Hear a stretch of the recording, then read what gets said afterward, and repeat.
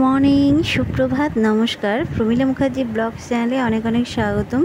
আমি প্রমীলা ব্লগটা শুনলাম সকালবেলা থেকে, আর একটা সুন্দর ঝলমলে আকাশ, আর এই দেখে ব্লগটা শুরু করলাম। হতে পারে গরম, তবে এত সুন্দর আকাশ। তো যাই হোক, কথা বলা শুরু করেছি যখন, তো রান্নাও তো করতে হবে এরপর। তো এবার রান্না করতে চলে এলাম। তো আজকে না বেশি কিছু করছি না, প্রচণ্ড গরম। তো ডিম আলু দিয়ে একটা ঝোল করবো। আর কটা ডাঁটা পড়ে আছে, আমাদের সেই পরশু দিন বাজার করেছে, ডাঁটাগুলো সব শুকিয়ে যাচ্ছে, তাই অবস্থা।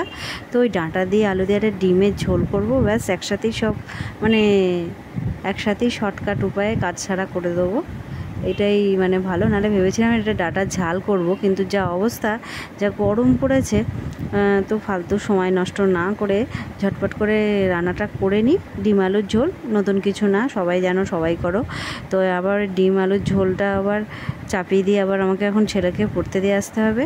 তো কাজ তো আছেই, সব কিছু তো শেয়ার করা হয় না, অনেক কাজ থাকে, তার মাঝেই সব কিছু করা। তো যতটুকু মানে তুলে ধরা সম্ভব ততটুকুই তুলে ধরা হয়, আর বাদবাকি অনেক কাজই করা হয় যেগুলো অতটা তুলেও ধরা হয় না। তো যাই হোক, রান্নাটা যেহেতু পছন্দ করি, রান্না করতে পছন্দ করি বলেই এই বিষয়টা একটু বেশি আমি তুলে ধরতে বেশি পছন্দ করি, যার জন্যে। তো এখন ডিমের ঝোল ডাঁটা দিয়ে আলু দিয়ে করছি, আর ডিম কটা ভেজে নিচ্ছি। আর ডিমগুলো আজ না এমন সেদ্ধ হয়েছে যে ছেঁড়া বেড়া হয়ে গেছে, মানে খুলে খুলে একাকার যাচ্ছে তাই অবস্থা। তো পেঁয়াজ, আদা, রসুন এগুলো সব বেটে নিয়েছি, দিয়ে রান্নাটা বসাচ্ছি। আর ডাঁটাগুলো দিয়ে দিলাম ওই ফাঁকে। তো রান্নাবান্নাটা ঝটপট করে নিয়ে আবার ওকে খাবারটা, শান্তনুকে খাবারটা দিয়ে দেবো, যেহেতু ডে ডিউটি শুরু হয়েছে।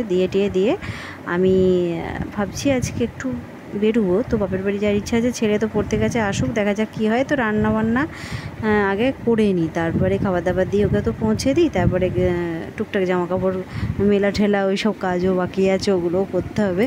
তো সেগুলো করে ঠোরে তারপরে ধীরে সুস্থে নয় বেরোবো। এখন তো আর কোনো অসুবিধা নেই। তো ডিমের মানে ঝোলটা চাপিয়ে দিলাম। এবার মশলাটা কষিয়ে নিয়ে জল ঢেলে দেবো, দিয়ে গরম মশলা দিয়ে নামিয়ে নেবো। তো একটু সস দিলাম, আর সস দিলে আর টমেটো লাগে না, তো ভালো লাগে খেতে, সসটা দিলে পারে, ওর জন্যই দেয়া। তো ডিমের ইয়েটা ভালো করে সুন্দর করে কষিয়ে এবার জলটা ঢেলে দেবো।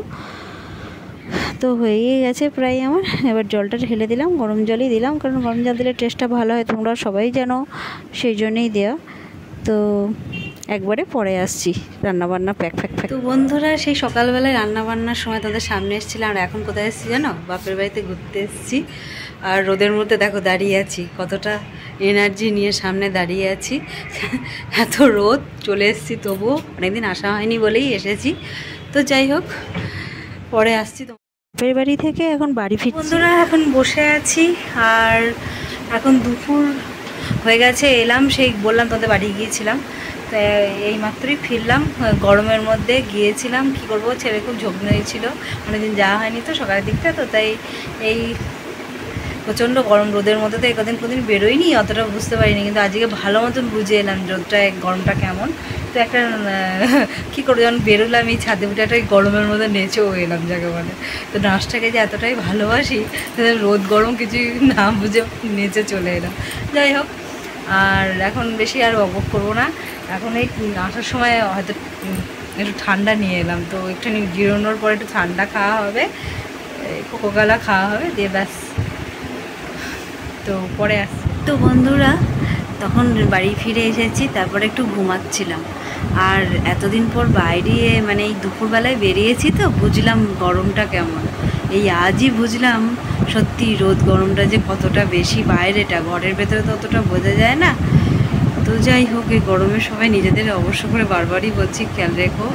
দিয়ে তো ঘুমাচ্ছিলাম, খাওয়া দাওয়া সারা হয়ে গেছে, দিয়ে এই বসেছি, দিয়ে বললাম ব্লগটা এবার শেষ করে দিই। তো আবার নতুন একটা ব্লগ নিয়ে আবার আসবো। তো টেরটা আজই পেলাম যে গরমের অবস্থাটা কীরকম, সেটাই। তো যাই হোক, ভালো থেকো, সুস্থ থেকো, আনন্দ থেকো। যদি ভালো লাগে লাইক, শেয়ার, কমেন্ট, সাবস্ক্রাইব করে পাশে থেকো। তো আজকের মতো টাটা।